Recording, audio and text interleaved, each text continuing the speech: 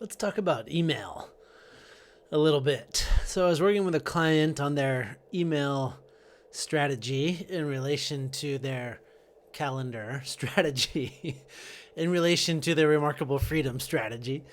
But what we got to was the idea that email was potentially the solution for them. They felt like they were able to work consistently out of their office, they could do everything sort of by email and be sort of insulated from the day to day of their business. And so I shared with them this story or this way of thinking about being in a boat. So this is from the perspective of a team member. So imagine you're in a boat and you have your workflow, which is like some water in the bottom of the boat. It makes you feel like you're sort of sinking, but if it's manageable and you can bail it out, you can sail the boat and you can also get the water out at the same time. So there you are, sort of tirelessly bailing water out and then sailing the boat. And what email feels like is generally not like here's how to set your sails, here's how to be a better sailor, but sort of like here's more water in the boat, because most people feel like they're already on track and headed towards the shore or whatever they're meant to be heading. So if you think about that idea about just basically bailing, sort of water out of your boat into someone else's, when you think about email, that sort of sets the tone here for this little sort of learning session I wanted to share from this work with my client. So long story short, most people feel like receiving email is exhausting and generally not helpful. So let's dive into this a little bit. So if we use the main communication tool of our sort of leadership practice is email, it's not really fun for us either. We have all these threads going. There's miscommunication that has to get managed. It's a huge time sink. My client was reflecting that they had just spent 2 hours doing their email before our call, before our work session. So those are just some reasons objectively as a leader, maybe not to, for every email you send, it feels like you get two or three back.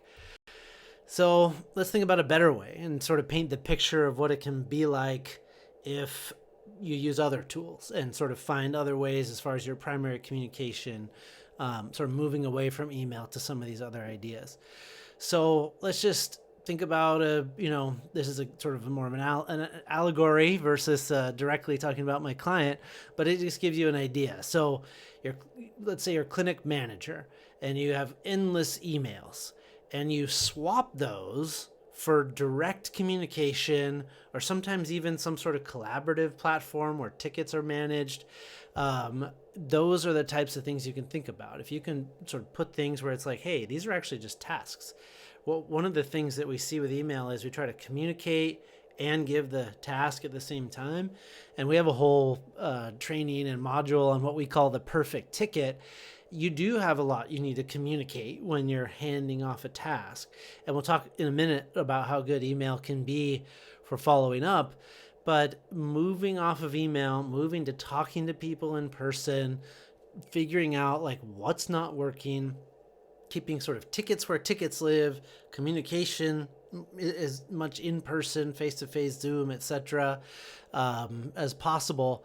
Trust goes up. This is one thing that you see. If you're sort of insulating yourself and hiding out a little bit, trust is going to go down. People just get these emails from you. They don't really know you and see you, and they don't feel empowered because they just sort of get blasted more water that's going into their boat and sort of sinking them.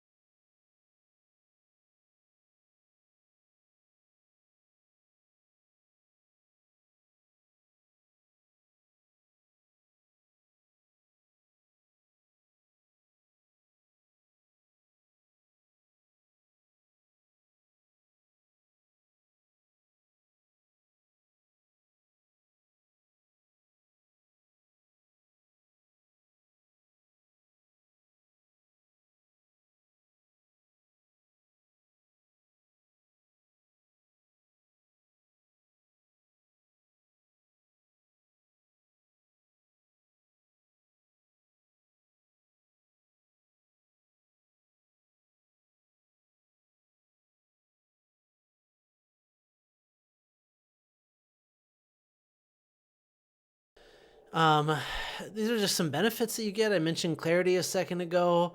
You get this clearer communication. People feel empowered. You can basically sail smoothly together because if people are sort of looking over from their boat to your boat and they're chatting with you about something, you're looking to the next person.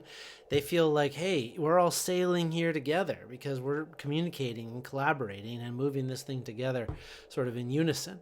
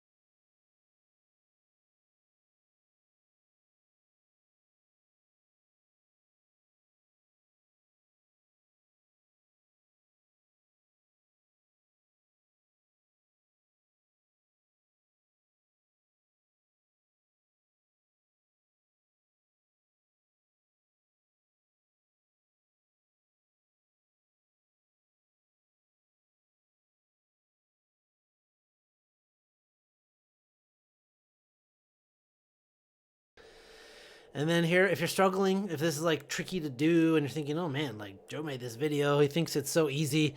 I actually know it's not. That's part of why I thought making this video might be helpful.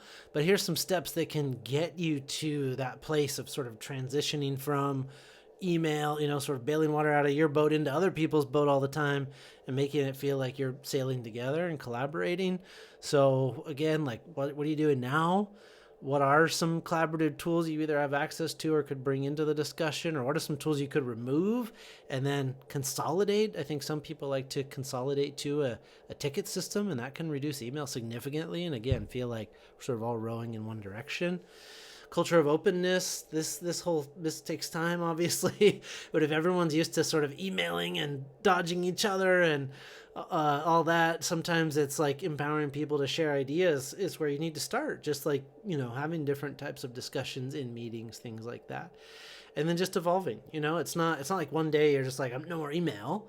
It's evolution. It's like a little bit at a time. If you've got a sort of a big tail and that represents email, like you got to slowly but surely shorten that tail over many generations. So it takes time to do this kind of stuff, and it is more an evolution than just something that happens in a day.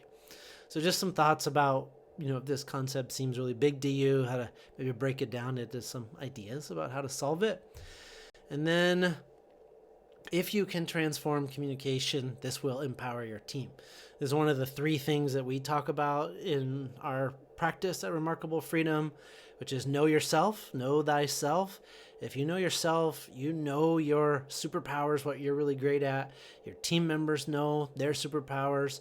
You're meshing all those things together to drive the business forward and ensure you have wonderfully happy clients that are getting their needs met and well served and their pain removed.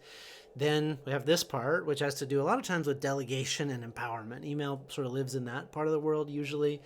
How are we delegating? What tools are we using to delegate? How are we helping people to feel empowered and not sort of put upon, or hey, you're trying to sink my boat? And then the last one is living the life that you've earned, and email and calendar right square in that box, because a lot of times if we talk with people about what in their life they want to change, email's like top three. In fact, it's probably the most common thing where people just say, how can I get rid of email? If you've emailed me in the last year or so, you might have seen some of my attempts at managing email with autoresponders and automation and things like that. I'm back to generally trying to be a good citizen in the email front. But it's a struggle for many of us, and myself included.